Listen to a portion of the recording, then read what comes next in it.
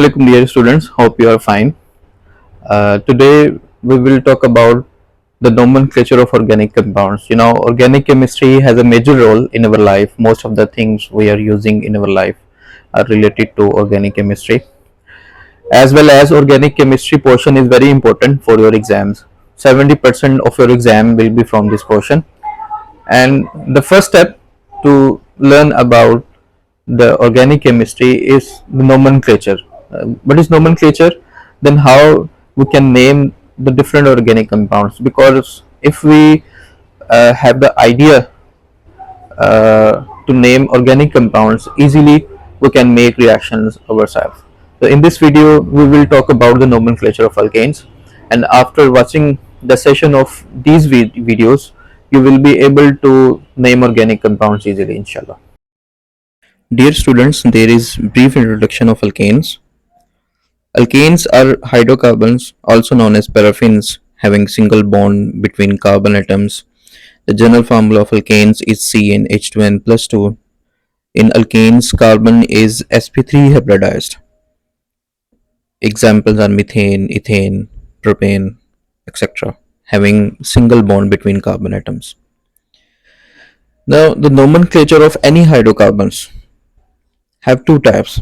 The first one is common names, which are according to the source, and IUPAC names, which are according to the rules. In common names of alkanes, there are three types of alkanes: N-alkanes, isoalkanes, and neoalkanes.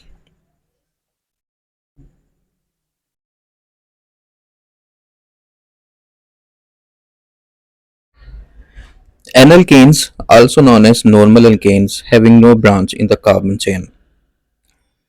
These are also known as straight chain alkanes. In isoalkanes, there is a branch on the second carbon, and in neoalkanes, there are two branches on the second carbon.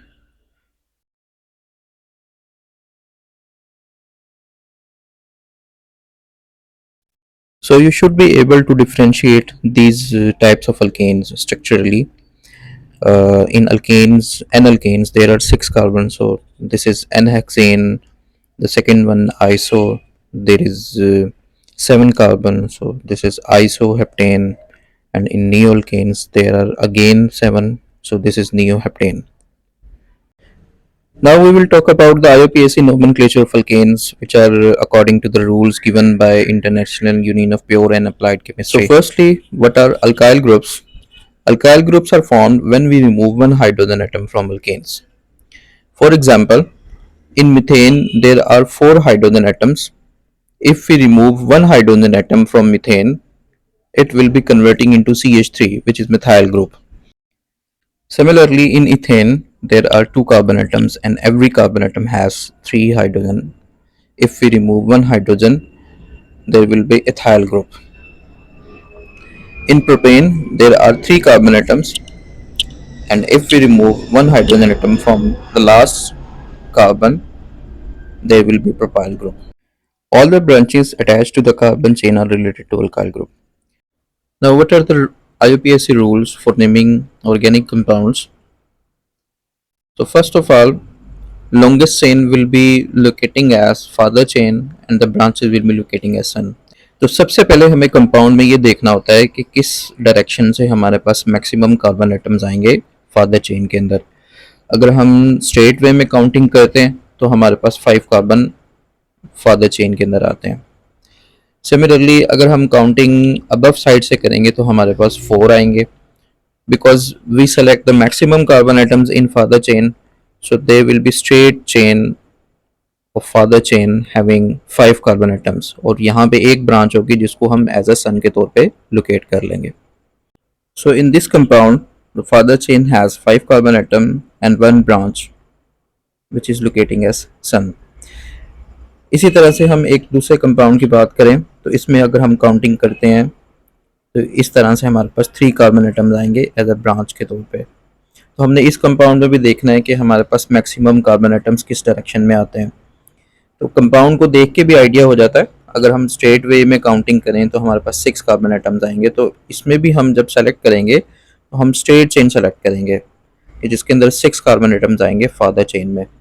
इस तरह से 6 carbon atoms की father chain बन जाएगी और there will be 2 branches, 2 son of this father, son and son 2। तो इस तरह से हमारे पास इस कंपाउंड में फादर चेन में 6 कार्बन एटम्स और 2 ब्रांचेस आएंगे। एक और एग्जांपल लेते हैं। इसमें अगर हम काउंट करें स्ट्रेट वे में तो हमारे पास 5 कार्बन एटम्स आएंगे। ठीक है, so count from another direction there will be 6 carbon atoms. तो हम ये चेन सेलेक्ट करेंगे जिसके अंदर मैक्सिमम कार्बन एटम्स आए। So father chain has 6 carbon atoms and there will be 1 son, 1 branch और 6 हमारे पास कार्बन एटम्स होंगे। अनदर एग्जांपल, अगेन हम इसमें काउंटिंग करते हैं स्ट्रेट वे में तो हमारे पास जो है वो 6 कार्बन एटम्स आते हैं, और अगर हम काउंटिंग करते हुए बिलो साइड पे आ जाते हैं तो हमारे पास जो है वो 7 कार्बन एटम्स आते हैं फादर चेन के अंदर। So we will select this father chain having 7 carbon atoms and 1 son, 1 branch. To look at this compound, first of all we select the longest chain having maximum carbon atom। Different and से हम numbering करके देखेंगे किस direction में father chain में maximum carbon atoms आ सकते हैं। 6 carbon atoms, so we will start numbering from another direction। So this time carbon atom, 7 carbon atoms, there is 7 carbon atoms in father chain। So father chain has 7 carbon atoms and 1 branch। As a son के तौर पे हम इसको locate करेंगे। Longest chain को select करने के बाद हमें father chain which is longest chain इसकी नंबरिंग करनी होती है, और इसके लिए आपने एक रूल अपने माइंड में रखना है कि father keeps his son nearer. हम नंबरिंग उस एंड से करेंगे जहाँ से सन, जहाँ से ब्रांच क्लोज होगी। तो इन दिस कंपाउंड अगर हम बात करें, अगर हम लेफ़्ट साइड से नंबरिंग करते हैं तो हमारे पास जो ब्रांच है वो सेकंड कार्बन पे आती है, यानी सन सेकंड कार्बन पे है। तो हम नंबरिंग इसमें जो है वो लेफ़्ट साइड से करेंगे जहाँ से सन फादर के क्लोज होगा, सेकंड कार्बन पे होगा। तो हम नंबर करते हैं इसको 4, 5। सिमिलरली अगर हम इसकी राइट साइड से नंबरिंग करते हैं तो ब्रांच 4th कार्बन पे आती है, लेकिन अभी हमने एक रूल पढ़ा है कि father keeps his son nearer. तो इस तरह से अगर हम राइट साइड से नंबरिंग करते हैं तो सन 4th कार्बन पे चले, ब्रांच 4th कार्बन पे चले जाएगी। तो हम लेफ्ट साइड से नंबरिंग करें।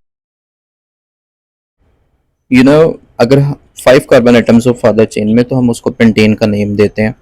तो इसकी फादर चेन पेंटेन है, और ब्रांच अगर हम बात करें तो इसमें एक ब्रांच है जो कि सेकंड कार्बन पे है, तो 2 मिथाइल इसकी जो है वो ब्रांच आएगी। तो जब हम इसका नेम लिखेंगे तो याद रखिएगा नेम लिखते वक्त सबसे पहले हमें ब्रांचेस का नेम लिखना होता है। तो इसका नेम हम 2 मिथाइल पेंटेन, किस तरह से हम इसका नेम लिखेंगे, पहले हम ब्रांच का नेम लिखेंगे, देन चेन का नेम 2 मिथाइल एंड पेंटेन।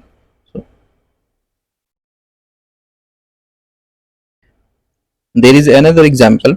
सबसे पहले हमें चेन सेलेक्ट करनी है, लॉन्गेस्ट चेन, और फिर उसके बाद हमने इसकी नंबरिंग स्टार्ट करेंगे। अगर हम लेफ्ट साइड से नंबर करें तो ब्रांचेस सेकंड कार्बन पे और थर्ड कार्बन पे आती हैं। इस कंपाउंड के अंदर 2 ब्रांचेस हैं, और 1 कार्बन वाली ब्रांच को हमने बात की कि हम मिथाइल का नाम देते हैं।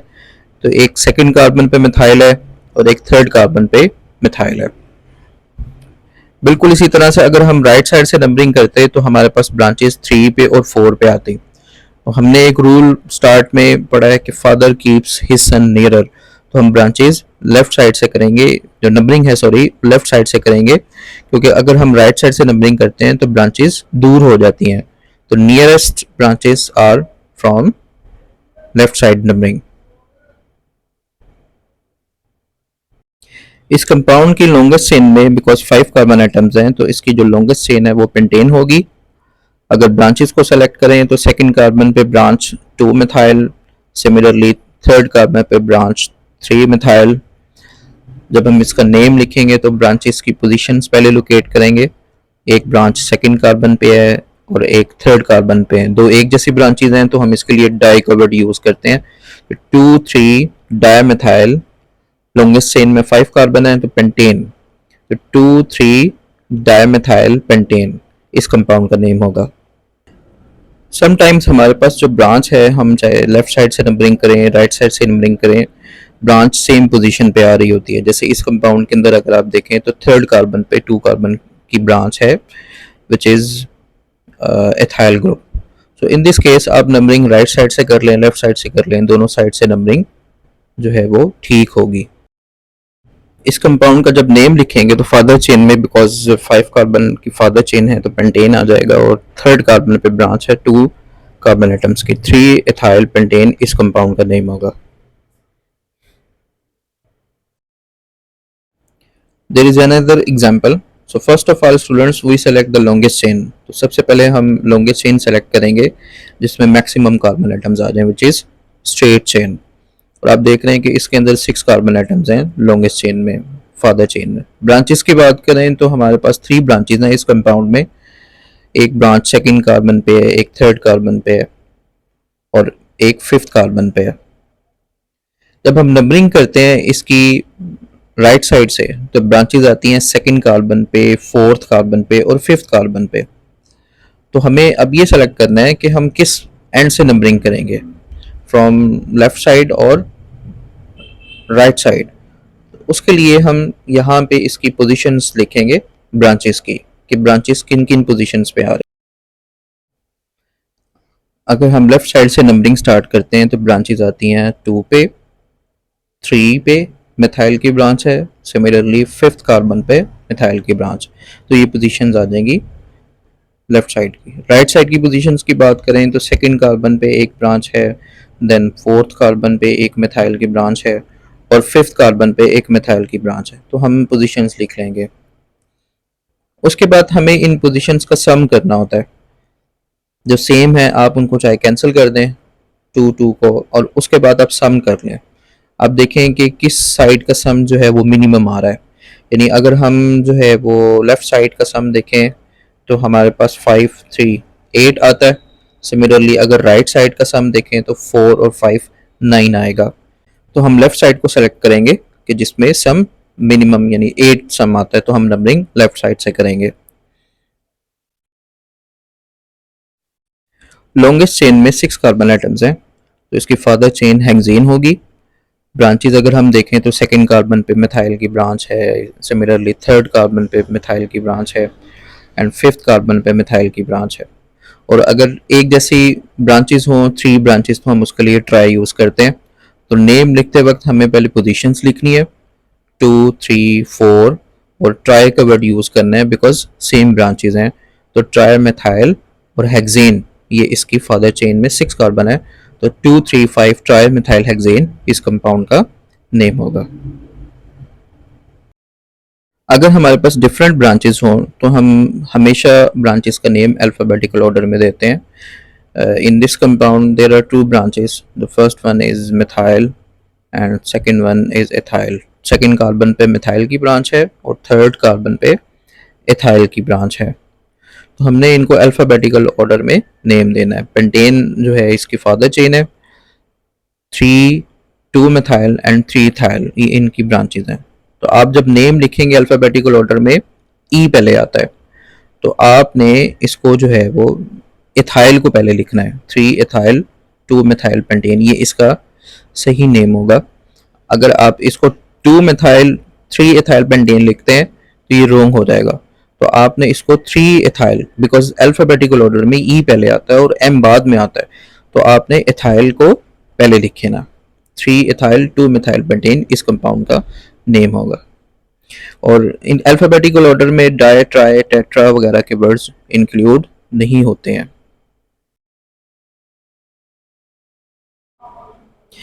There is another example. इस कंपाउंड में हम वो पेरेंट चेन सेलेक्ट करेंगे कि मैक्सिमम ब्रांचेस आ सकें। यानी अगर हम ये पेरेंट चेन सेलेक्ट करते हैं तो हमारे पास 3 ब्रांचेस आती हैं। तो हम फादर चेन वो सेलेक्ट करेंगे जिसमें maximum branches हैं, यानी choose the father with many sons.